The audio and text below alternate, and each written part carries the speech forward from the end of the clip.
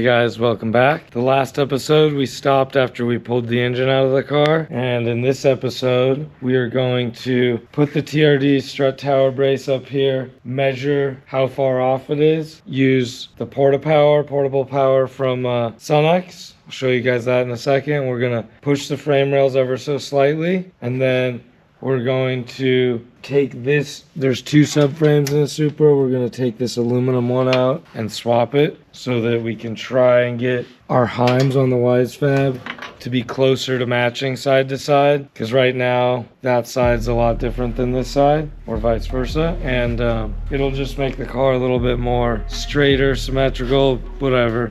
We can still line it out per corner, but yeah, let's get to work on that.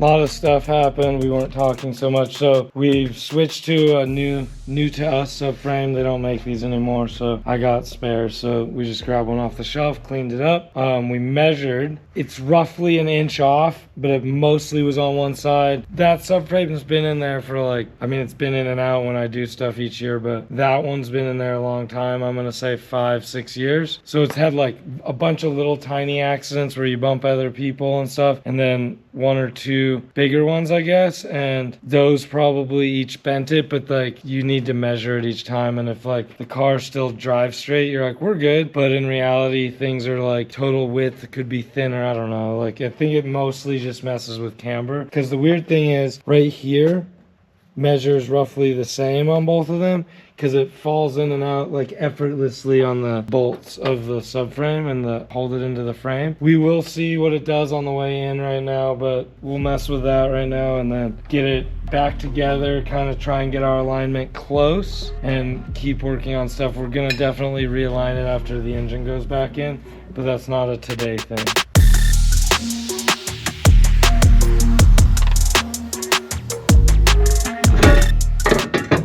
Guys, see how this slips into this to make it kind of hub centric? It's not even lining up, so we have to get the strut tower to either push, it's probably 1/4 inch outward, or we need the frame rails itself to open up 1/4 inch outward. So let's just call this side being perfect. It's this side that needs to move, because if you put this down in the pocket, then this side would need to move, but it's probably not all on one side. It's probably a little of both sides. We just tried to fit the subframe and it would have gone, but it was like kind of gonna fight a little bit, and then it would have been hard to get it out. You would have like forced it in with like pressure with a forklift or whatever. You don't really want that. We are going to start by, I think, pushing the strut tower a little bit, and there will be spring back. It'll like move, and then you'll release pressure on this power. This is a 10-ton portable hydraulic power kit from Sunex, and has a ton of attachments. It's really convenient.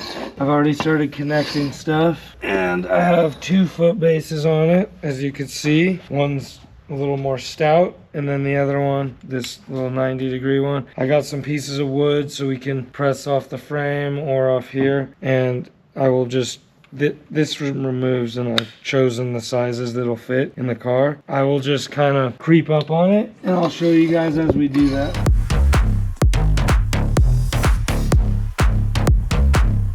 All right, so if you guys look, it might be hard to see through the camera lens, but this circle there, it's kind of ovalized actually, fits in there. We're good, and it overlaps the little lip that you see here, and this side is doing the same thing.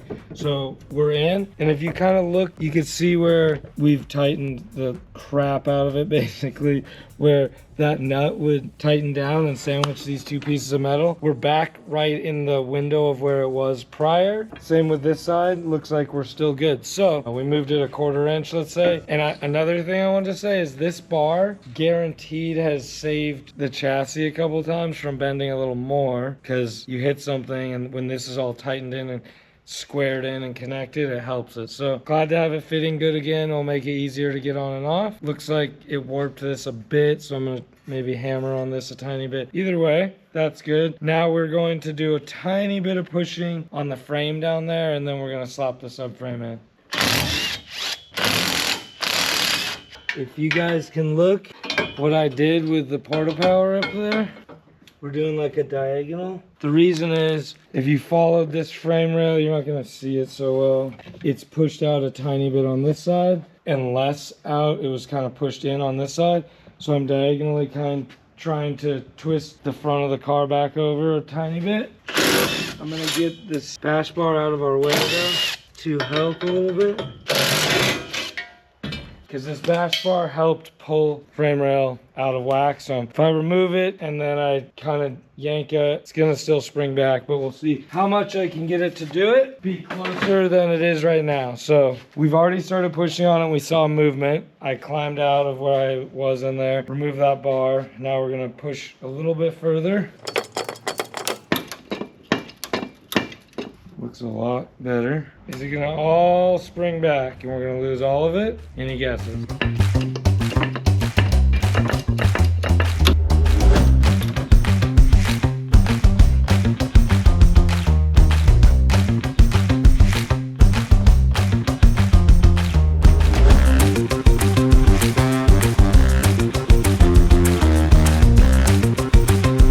Back together as if nothing ever happened, right? We're still gonna have to do an alignment like we spoke about, because heims are now gonna change left and right side. Overall, it's all back together. Next, we're gonna throw the hood back on, and then we're gonna build at least one bash bar for you guys to see, but I'll probably build two so I can have a spare in the trailer.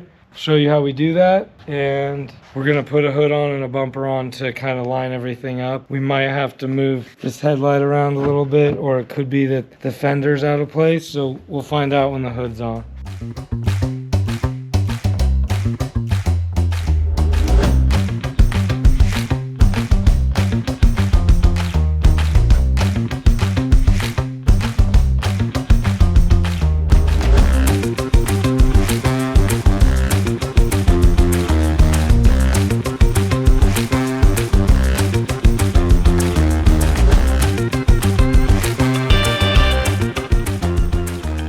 We're gonna interrupt real quick. We're trying to make bash bars. I'm about to cut the stand off from the frame to like the main hoop of the bash bar, whatever you want to call that. And we hear a bunch of chaos behind the shop.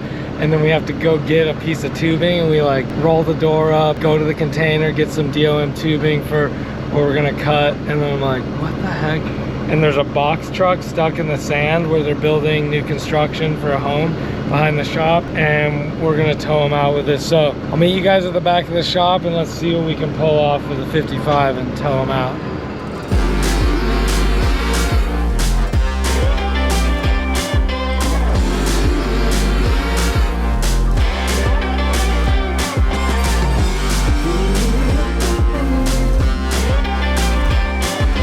Try this. We could try this once to see what we get out of it. That'll show us what the truck's gonna do and what your truck's gonna do. Well, you want me to leave it in neutral, or you try to go reverse with you? You gotta be in reverse. Okay. Because it's gonna try and get me stuck. Yeah. I'm gonna start to want to stop, and hopefully you stop. Then we could reassess. Well, I'll be watching you. We could kind of reassess and then tug you slowly or whatever. Okay. But I think once you're out of the rut, we're kind of in the clear, and I need to get back up in here. I can, if you still need it, I can pull you straight, and then you get a run out of here. Yeah, good.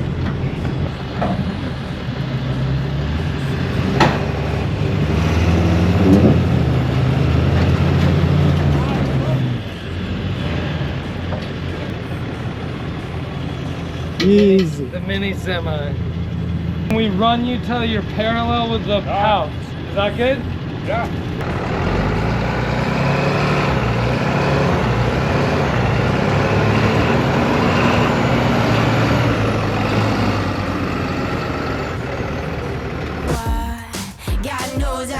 Okay, so Bob and Kathy, sometimes you guys watch the videos. We did this for you because you guys are gonna be the full-time security when we're out of town for the building. So that was our first help. We'll help you whenever you need help. Neighbors, you know? You do when no one sets my body on fire.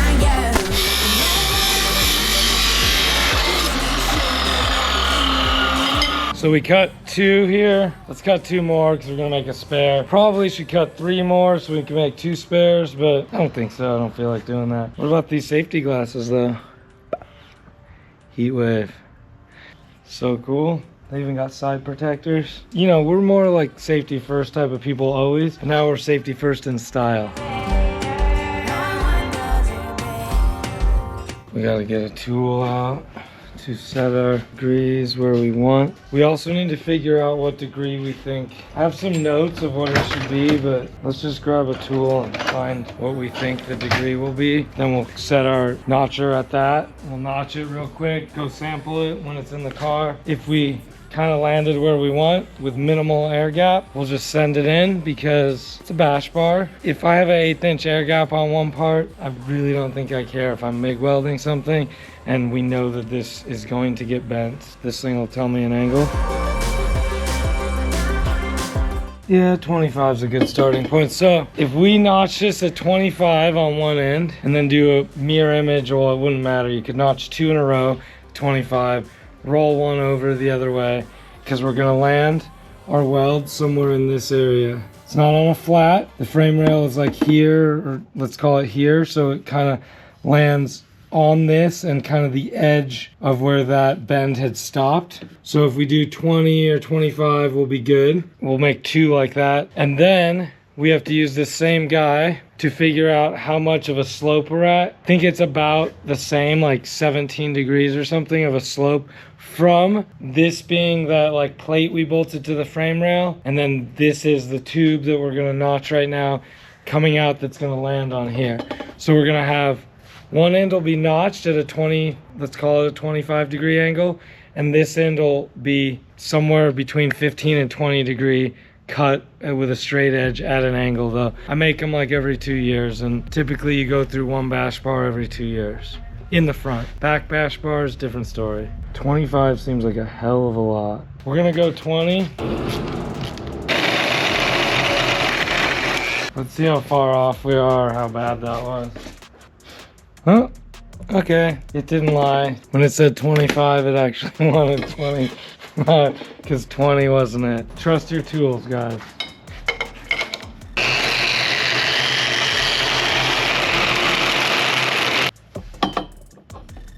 So it looks like we're gonna be 10 degrees. Let me get the measurement here. I'll kind of get it in the spot and I'll decide where we're gonna do our 10 degree cut.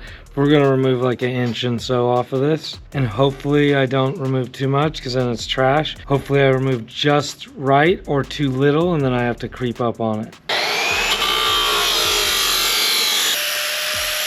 Let's go try it. We have a small secret for you guys. I cut the angle backwards on this one. 2 things.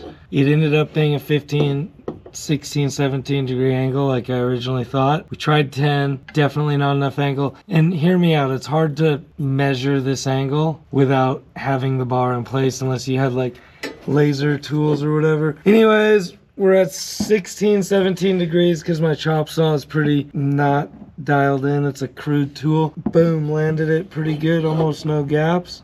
Almost no gaps here. And since I did it backwards, this side became the side we did first. But whatever, we got that figured out. Make a second one of these identical. So when we do our next bar for our spare, then we're gonna go to do the side we thought we were doing. All right, guys, it's time to weld. So I've made 2 of these, 2 per side. You are gonna be here for 1 of each, and I'm gonna weld it in and show you how it works. The other one I'll do on my own time. And we'll kind of wrap up today's video with showing you how I finish off one of these bash bars. Pretty simple, but cool to build. Yeah, let's tack this in. Tack in both sides a little bit. Now I'm gonna kind of like poke around with a flashlight, make sure it didn't move or do something I don't like. If it's good, then I'm gonna tack like 3 more spots on each one, pull the bumper off, and then do some actual welding.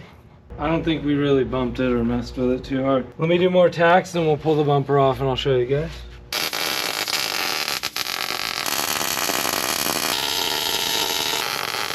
So now we will pull the bumper off.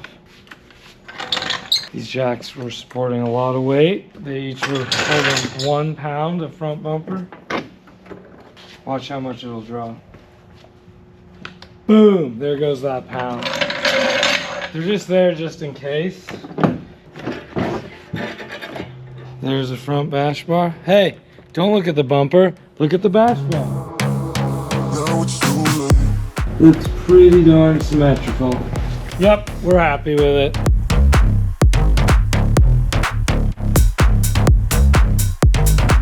I did my hair for you guys. We're done for today. You see that we built a bash bar, we straightened the car out, we remounted the hood, and everything came back together just as we said it would. I do have more welding to do. I did like 80% on where I can weld, but we're gonna let it cool down, pull it off. I'll finish weld it. I'll build another one. You guys get the idea of how that went. You're not gonna be here when I do that. We're gonna end this video right here, right now. What I still have left to do, check the lash on my engine, throw the engine back in, get everything back up and ready to go in the next day or so that we're ready to go to Atlanta. Yes, we have several weeks till Atlanta, but just wanna knock this out. Stay tuned. We will film a little bit. It'll be a lot of time lapse. You saw the engine come out. You saw kind of like the meat of what we had to do. You've seen an engine go in and out of this car how many times? Like, you get the idea. We're gonna slap it back in there. It'll be running again. But we'll show you guys anyway, and then we'll move on to what's next. So stay tuned for the next video. Thank you for watching. Don't forget to like and subscribe, and yeah, I'll talk to you guys soon.